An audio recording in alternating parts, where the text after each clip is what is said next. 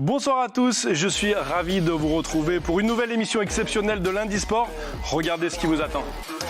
8e titre international d'affilée en 5 événements consécutifs. Titouan Pouillot n'en finit plus de gagner. En stand-up paddle ou en va, le Calédonien, multiple champion du monde et d'Europe, est en très grande forme. Et il est avec nous depuis la métropole où il enfile les victoires comme des perles. Nous parlerons avec lui de ses victoires, de ses objectifs. Et à 30 ans, nous lui demanderons s'il prépare sa reconversion.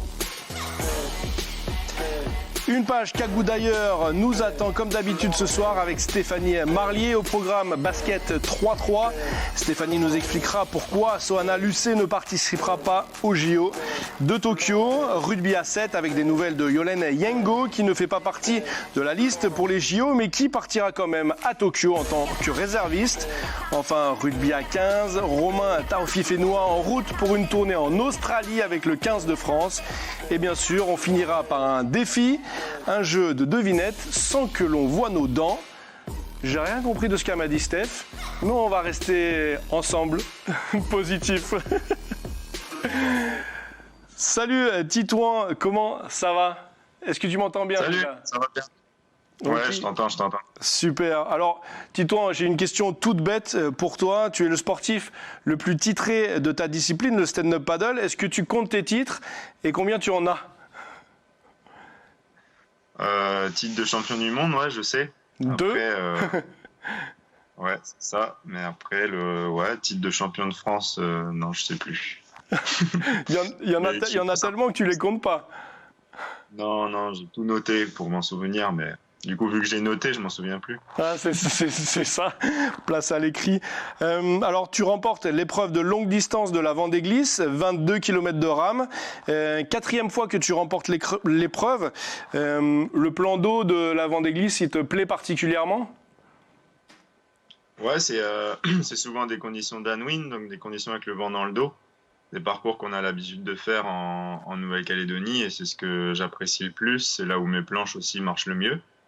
Et du coup, ouais, on a souvent la chance d'avoir des conditions pas mauvaises sur le vent des glisses. Donc, ouais, 4e fois que je gagne. Et puis, c'est pas un hasard, puisque l'année dernière, c'était Noïc Gariou, un autre Calédonien qui avait gagné. Donc, ouais, il doit y avoir quelque chose avec le plan d'eau de Vendée et la Calédonie, ouais. C'est sûr. À part l'eau marron, pas mal de similitudes. C'est ça, à part la couleur de l'eau. Parce que cette fois-ci, tu arrives, je l'ai dit dans le journal, premier, et derrière toi, c'est Clément Dolmas qui termine 2e. Un autre Calédonien. Voilà, tout à fait. Clément Colmas, il fait 2e, et après, sur les autres courses, il a bien marché aussi. Il était avec moi en Suisse et à Pornichet les week-ends d'avant. Et pareil, ouais, Clément, il est en grande forme, donc c'est cool de voir qu'il marche bien. Et puis, on attend Noïc pour l'automne, donc à nous trois, on devrait réussir à faire des belles choses cette année, ouais. C'est une épreuve importante pour toi, relevé, parce que c'était une course internationale qui compte pour la qualification aux mondiaux. Qu'est-ce que ça signifie pour toi de remporter cette course? Alors ouais, c'était qualificatif pour le tour professionnel. Après, les athlètes qui ont déjà fait le tour, on avait la chance d'être déjà qualifiés, mais c'est vrai que pour des jeunes là comme Clément, ils avaient ça à jouer, et donc Clément et un deuxième jeune sont qualifiés maintenant. Donc au-delà de ça, moi ça reste une grosse épreuve européenne, et puis c'est toujours un plaisir d'aller là-bas. Comme je disais, c'est la 5e fois que j'y vais, donc c'est un événement qui tient bien la route et sur lequel je marche bien, donc j'aime bien y aller, ouais. Ça marche. Tu es classé actuellement 5e mondial. Est-ce que tu as une pression supplémentaire? Ouais, je suis même pas au courant de 5e, l'information, ça date de juin, donc je me dis juin-juillet. Après, vu que tu as gagné la Vendée Glisse, peut-être que tu es 4e maintenant. Voilà, peut-être ça a changé, je sais pas. Non. En fait, on n'accorde pas trop d'importance en ce moment à des classements mondiaux. Sur les épreuves, il manque beaucoup d'athlètes. Il y a beaucoup d'athlètes d'Australie ou des États-Unis qui sont pas là. Donc bon, depuis maintenant 1 an et demi, les classements mondiaux ou des championnats du monde, il n'y en a pas eu d'ailleurs, mais ouais, on s'y arrête pas trop parce que ça veut pas dire grand-chose avec ce qui se passe. Ouais, avec la manque d'internationaux, comme on t'a entendu dans le JT. Ton objectif, est-ce que ce sont les mondiaux, justement, pour te performer, pour combattre, pour être contre les meilleurs mondiaux? C'est en septembre, je crois. Alors ouais, il va y avoir un mondial en septembre. Alors on ne sait pas encore si on va y aller en délégation française ou calédonienne. On attend aussi un peu des éclaircissements de la part de l'orga pour voir un petit peu quel genre d'épreuve on va avoir et tout ça. Donc avec le Covid maintenant, je pense que comme tous les athlètes, on avance vraiment petit à petit.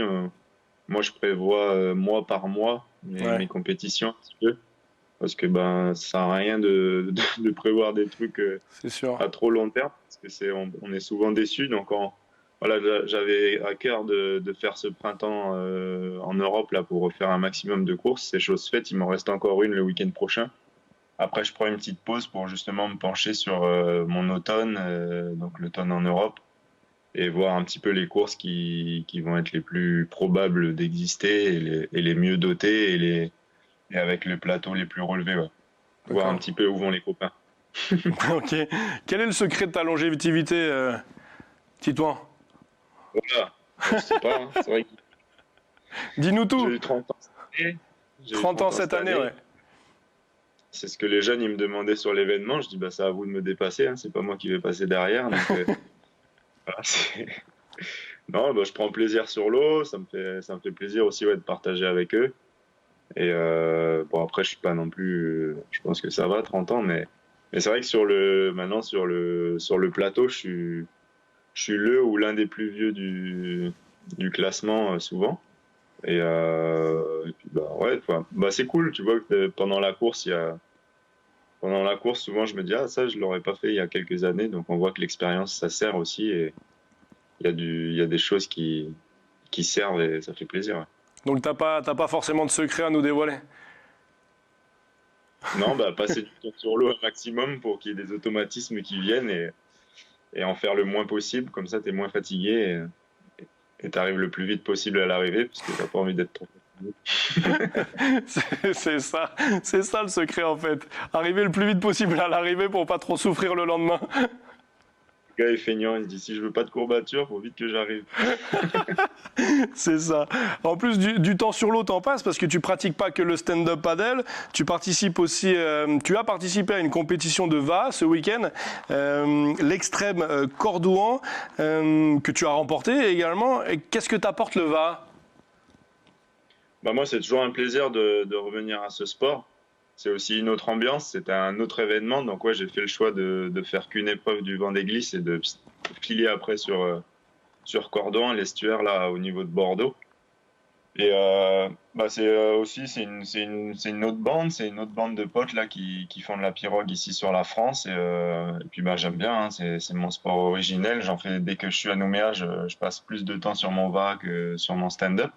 Donc dès que j'ai l'occasion en France de pouvoir faire une course comme ça, j'hésite pas. Souvent ça s'organise sur les mêmes week-ends que le stand-up, donc j'ai souvent le stand-up en priorité, mais là voilà, j'avais la possibilité de faire les deux, donc j'ai pas hésité. Et la prochaine, ça serait sûrement ça va se percuter avec une compète de stand-up le dernier week-end d'août, mais voilà, c'est à ça qu'il faut que je réfléchisse. Mais il y a les championnats de France de VA fin août ou une compétition de sup à Prague, donc voilà, je dois me pencher là-dessus, mais ouais, j'aime bien faire un peu de VA, ouais, c'est sûr. Comme tu le disais, c'est de l'organisation pour pouvoir participer au maximum de courses. Merci beaucoup à toi, Titouan. On parle de ta reconnaissance, de la reconnaissance du stand-up paddle par le ministère des Sports comme discipline de haut niveau. Juste après les cagous d'ailleurs, on accueille Stéphanie Marlier qui va nous développer tout ça. Jingle.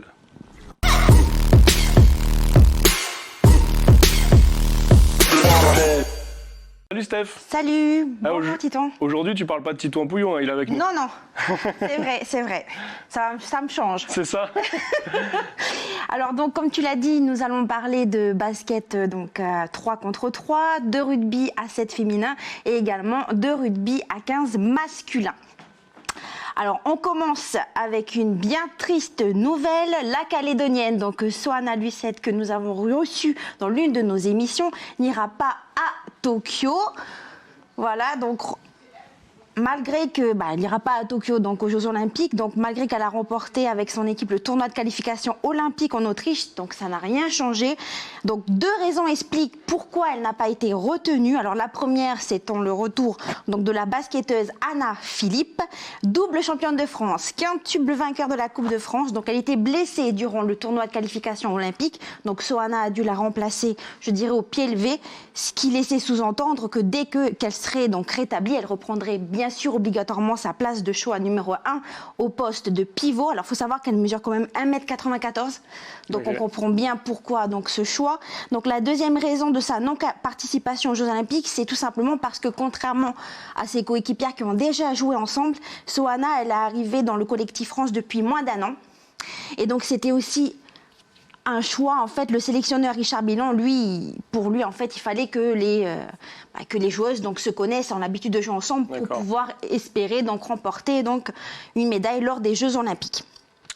Donc pour rappel, en 2019 d'ailleurs, Anna Philippe, Laetitia Guapo, Marie-Ève Paget et Mamignon, Touré avaient terminé championne d'Europe et 3e des mondiaux. Donc elles ont quand même l'habitude de jouer ensemble. Donc Soana n'ira pas jusqu'au bout donc de son rêve. D'ailleurs, quand on l'avait reçue, elle parlait de Graal en fait, parce que pour les sportifs de haut niveau, participer aux Jeux Olympiques. Voilà, bon, elle va pas aller jusqu'au bout de son rêve, mais à défaut d'aller aux Jeux Olympiques de Tokyo, peut-être qu'elle pourra aller en 2024 aux Jeux Olympiques d'été de Paris. On croise les doigts pour elle en tout cas. On croise les doigts. Et puis elle avait aussi un autre rêve, aussi celui d'un nouveau challenge en club, puisque on l'avait dit, elle avait quitté donc son club dans le La Roche Vendée Basket Club, avec qui elle évolue depuis 3 ans. Donc là, elle doit intégrer un autre club. On ne sait pas encore. On prendra de ses nouvelles en tout cas. Voilà, donc elle fera encore parler d'elle, je pense. J'espère. Alors on continue avec les Jeux Olympiques toujours, mais cette fois-ci donc le rugby à 7. Donc la Calédonienne Yolène Yengo sera de la partie, mais en tant que réserviste. Alors c'est-à-dire qu'elle ne jouera que si une de ses coéquipières, en fait, je dirais, est blessée. Et bon, en tout cas, ça fera quand même une belle expérience pour notre Kagou. Donc son équipe rencontrera d'abord donc le Canada, médaillé de bronze aux Jeux de Rio en 2016, les Fidji. Donc voilà, les Fidjiennes qui sont championnes d'Océanie, et le Brésil, vainqueur du tournoi de qualification sud-américain. Donc c'est une sacrée poule quand même. Et enfin, donc des nouvelles du Calédonien, donc Romain Taofifénois, donc qui lui sera le joueur le plus expérimenté du 15 de France, puisqu'il a quand même 25 sélections à son actif, lors de la tournée donc estivale en Australie. Donc il est ici. Voilà, donc 7 ans après leur dernière confrontation avec les Wallabies, donc quart de finaliste de la dernière Coupe du Monde donc de rugby, les Bleus affronteront donc l'Australie lors de 3 matchs. Donc le premier se tiendra donc ce mercredi 7 juillet donc à Brisbane, donc à midi, donc ça fait à 13h chez nous, sur Canal+. Puis le 13 juillet donc à Melbourne, toujours à midi, donc à 13h donc chez nous, toujours sur Canal+. Et enfin le 17 juillet donc de nouveau à Brisbane à 13h chez nous. Ok, cool. Voilà. Merci beaucoup Stéphanie, des bonnes nouvelles de nos Kagou, merci beaucoup. On reparle de stand-up paddle. Le stand-up paddle, comme je le disais juste avant les Kagou d'ailleurs, vient d'être reconnu discipline de haut niveau par le ministère des Sports et de l'Agence nationale du sport de haut niveau. Alors la mise en effet de cette mesure, c'est le 1er janvier 2022 pour le suprace et le subsurf. Donc le suprace, c'est ce que fait Titouan Pouillot, la course. Alors je vais demander à Titouan, et ça te concerne directement, qu'est-ce que ça va changer pour toi, Titouan ? Des choses qui me viennent comme ça quand tu es au niveau, c'est un meilleur suivi, tu as un vrai statut. Par exemple, tu vas cotiser à la retraite, tu es vraiment considéré comme un professionnel, on va dire. Tu as un suivi médical, il y a des subventions, donc voilà, c'est vraiment un vrai statut. Il y a des allègements aussi par rapport aux formations. Tu vas pouvoir faire des formations des entrées en formation facilitées, la programmation et même au niveau de ton employeur, on faciliter tes heures de travail et tout ça pour t'entraîner. Donc c'est vraiment quelque chose de bien. Moi, j'aurais bien aimé l'avoir eu il y a 6-7 ans, mais bon. C'est sûr. C'est cool pour les jeunes, c'est cool pour la génération à venir. C'était un sujet sur lequel on travaillait avec la Fédé depuis que j'étais athlète. C'est quelque chose dont on parlait, donc c'est cool que ça soit enfin produit, ouais. Ok, donc du coup c'est une bonne nouvelle pour le stand-up paddle. Ouais, et pour les sportifs. À voir comment ils vont décider de la façon dont on va être sélectionné, tout ça. Est-ce que ça va être sur les championnats de France? Est-ce que ça va être sur les résultats des mondiaux précédents? Tout ça, on ne sait pas encore. C'est la Fédé qui va le décider et nous en faire part au plus vite pour que nos objectifs collent avec justement ces critères de sélection en haut niveau. Ouais. Ok. Alors Titouan, tu commences à être le plus vieux, c'est toi qui l'as dit, hein, c'est pas mes mots, hein, dans ta discipline, je me serais pas permis, mais tu gagnes toujours. En tout cas, comment tu te sens? Physiquement, mentalement? Physiquement, ça va. En fait, au fur et à mesure de ma carrière aussi, voilà, je change des choses pour continuer à aller mieux. C'est sûr que je fais pas les mêmes bêtises que quand j'étais plus jeune. Je vais m'étirer plus, je vais faire attention un peu plus à ce que je mange. J'essaie de me reposer un peu plus. Vous voyez, là, avec 3 jours de compète, vendredi, samedi, dimanche, je peux vous dire qu'aujourd'hui et demain, ça va être plutôt cool. Alors que je pense que je serais allé faire encore plein de choses. Mais voilà, ouais, on voit sur les images là avec Brian à Exercise Kitchen, vous m'aviez suivi il y a plus d'1 an. Voilà, j'essaie de tenir cette routine d'étirement, de stretch et aussi au niveau de la nutrition. C'est justement un nouveau projet, mais là, j'ai rencontré une nutritionniste, donc j'ai un rendez-vous mercredi, voilà, pour savoir un petit peu, selon mon corps, est-ce que je mange, qu'est-ce qui me va ou me va pas. Voilà, c'est des nouvelles choses comme ça que je découvre pour durer plus longtemps et voir si ça marche. Ouais. Ok. Au niveau professionnel, tu envisages une reconversion. Tu l'avais dit justement dans l'émission Entre Terre et Mer il y a plus d'1 an que tu avais faite avec Antoine Reiss. Tu as réussi un concours de la fonction publique en Calédonie. C'est pour faire quoi? Alors ce concours, ouais, c'est le CETAP, c'est le concours le corps des conseillers techniques en sport. Okay. Donc ça va être par exemple quelqu'un qui va bosser pour une ligue, une fédé ou même la commune ou la province pour le développement du sport sur le territoire. Okay. Donc bien sûr, moi je pense en priorité au sport de pagaie et le développement de ces sports de pagaie sur la Nouvelle-Calédonie. Et après, je suis venu plus tôt en France justement pour m'intéresser un peu plus à la facette entraînement, à aussi l'encadrement des personnes en situation de handicap. Puisque le VA, par exemple, c'est aux Jeux paralympiques de Tokyo, ça c'est aux Jeux paralympiques de Paris aussi. Donc à nous peut-être aussi de motiver certains athlètes ou de faire en sorte que le VA soit accessible à ces athlètes pour pourquoi pas avoir un Calédonien au JO de Paris. Donc voilà, c'est des projets qui pourraient être sympas et pour ça voilà, je fais des formations aussi en France en plus des compètes. Et là, je me lance dans une VAE, donc une validation d'acquis et d'expérience pour avoir un diplôme d'entraîneur. Donc, ça va être un petit peu le but de cet été, ça va être de taper un petit peu sur l'ordinateur et aussi de continuer à m'entraîner. Ok. Eh bien, écoute, Titouan, on te souhaite le meilleur dans ta carrière de sportif et dans ta reconversion et dans tes formations. J'espère que tu vas tenir le coup entre les deux. En tout cas, on va te suivre, on prend des nouvelles de toi. Merci pour le suivi, merci pour les images. C'est cool, comme ça donne des nouvelles à tout le monde en Nouvelle-Calédonie. Exactement, c'est ça. Merci beaucoup Titouan, mais tu restes avec nous. Tu sais, à la fin de l'émission, il y a un petit défi. Hein, quand tu étais venu sur le plateau, on t'avait fait danser sur un paddle. Là, tu es un peu loin, donc du coup, bon, c'est digital, on va dire. Ouais, ce sera peut-être pire. Mais bon. Ce sera peut-être pire. C'est Stéphanie qui nous le fait. Jingle.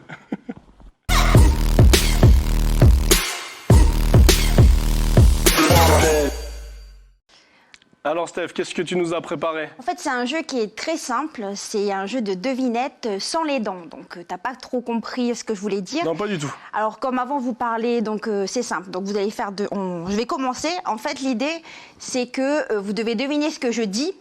Mais le principe, c'est qu'il faut pas que je monte mes dents. On ne doit pas voir les dents quand je vais dire le mot et vous devez deviner de quel mot il s'agit. Waouh. On va faire simple, on va dire on va partir sur les fruits. Avant, vous parlez d'alimentation saine et tout ça, donc les fruits, c'est bon pour le corps. Donc ça tombe bien. Ok. Donc justement, je commence. Alors regardez bien. À la maison, vous pouvez jouer aussi avec nous, hein, devinez. Alors, c'est un fruit, donc... Boum, boum, boum. Pomme. Bien. Papaye. Allez, Titouan. Titouan, toi. Je te vois du dos. Hein. Je te vois du dos. Allez, Titouan. On ne doit pas voir tes dents, hein.